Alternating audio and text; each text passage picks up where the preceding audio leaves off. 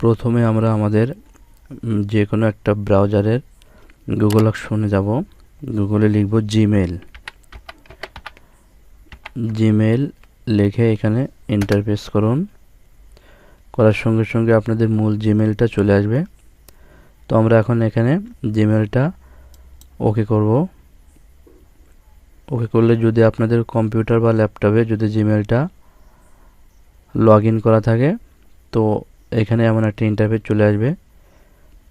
এটা আপনাদের mobile, laptop, desktop যে কোনো ডিভাইসে করা যাবে।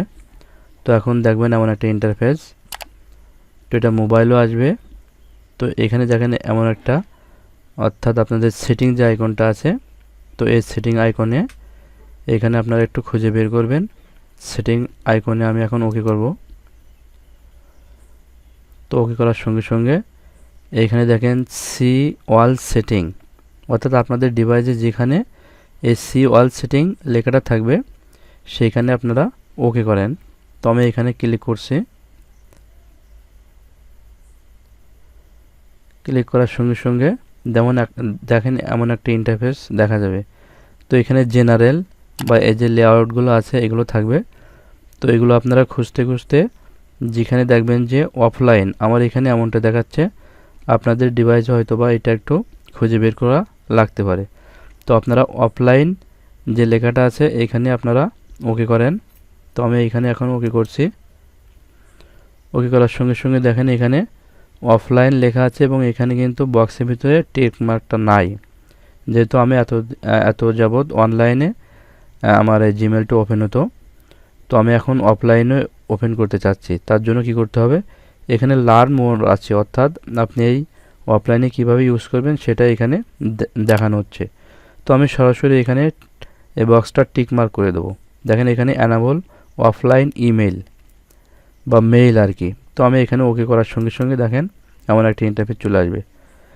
তো এখন আমরা যেটা করব সেটা হচ্ছে, এখন বলছে দেখেন after log in out of my Google account, এটা কি হবে, keep offline data on my computer, অর্থাৎ আমি অফলাইনে আমার ডাটাগুলো আমার কম্পিউটারে বা ল্যাপটপ বা ডেস্কটপ বা মোবাইল ফোনে আমি রাখতে চাচ্ছি।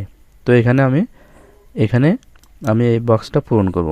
পূরণ করার সঙ্গে সঙ্গে এমন একটা ইন্টারফেস চলে আসবে। তো এখন সেভ চেঞ্জ এইখানে আমরা ওকে করব। তো আমি এখানে ক্লিক করছি। তো এমন একটা পপ আপ চলে আসবে। তো আপনারা যেটা করবেন, গো গেট ইট। তো আমরা এখন এখানে গেট ইটে আমরা ওকে করলাম। ওকে করার সঙ্গে সঙ্গে এটা আপনাদেরকে আবার রিলোড নিয়ে চলে আসবে। দেখেন আমার জিমেলটা রিলোড হচ্ছে। তো এটা অবশ্যই মনে রাখতে হবে, আপনাদের যে কোনো ব্রাউজারের যে জিমেল যে নিউ ভার্সন, সেই নিউ ভার্সনটা অবশ্যই আপলোড করতে হবে, ডাউনলোড করতে হবে। হয়তো বা নিউ ভার্সন না থাকলে আপনারা এই অপশনটা পাবেন না। নিউ ভার্সনে অবশ্যই অপশনটা থাকবে, একটু খুঁজে বের করতে হবে। আমি যেভাবে দেখাচ্ছি সেইভাবেই। তো এখন এটা আমার জিমেলটা রিফ্রেশ হচ্ছে এবং দেখেন সঙ্গে সঙ্গে কিন্তু আমার সেই মূল জিমেলটা আমি আবার চলে আসছে এবং এখানে একটু রিফ্রেশ নিচ্ছে এবং এখানে দেখেন ডাউনলোডিং, এখানে দেখাচ্ছে ডাউনলোডিং। তো এখানে ডাউনলোড অলরেডি চলে আসছে। এখন আমি যেটা করব, দেখেন আমার অফলাইন যে আছে সে অ্যাসেসটা আমার এখানে দেখাচ্ছে। তো আমি এখানে আরও একবার গট ইট, এখানে আমি আরেকবার ওকে করছি। তো দেখেন আমার এখানে কিন্তু ডাউনলোডিং দেখাচ্ছে আর কি। আপনাদেরও এমনটা দেখাবে। এই আইকনে এখানে নিয়ে আসলে অবশ্যই এমন একটা ডাউনলোডিং একটা অপশন চলে আসবে। তো অলরেডি আমার জিমেলটা এখন অফলাইনের আন্ডারে চলে গেছে। অর্থাৎ আমি এখন যদি অনলাইনে নাও থাকি, অর্থাৎ আমার মোবাইল, ল্যাপটপ বা ডেস্কটপে যদি আমার ইন্টারনেট নাও থাকে, তো আমি অফলাইনে কিন্তু ইমেল দেখা বা ইমেল সেন্ড করা বা ইমেল আদান প্রদান যেটা বলে আর কি, সেটা আমি টোটালি এখান থেকে করতে পারবো।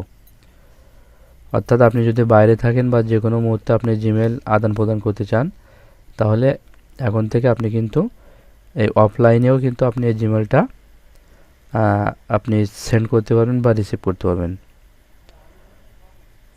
তো এখন দেখেন এই ডাউনলোড প্রসেসিংটা এখানে কমপ্লিট হবে, হলে দেখেন এখানে আপনার যে অফলাইনে যে সিগন্যালটা এটা চলে আসবে, অর্থাৎ আপনি এখন ইমেল অফলাইনে কিন্তু আপনি আদান প্রদান করতে পারবেন। তো বন্ধুরা এই ছিল কিভাবে ইন্টারনেট ব্যবহার অর্থাৎ ইন্টারনেট কানেকশন ছাড়া আপনি অফলাইনে জিমেল সেন্ড করবেন বা রিসিভ করবেন, পুরো প্রসেসটা। যদি ভিডিওটি ভালো লাগে অবশ্যই সাবস্ক্রাইব করবেন, লাইক করবেন এবং কমেন্ট করবেন।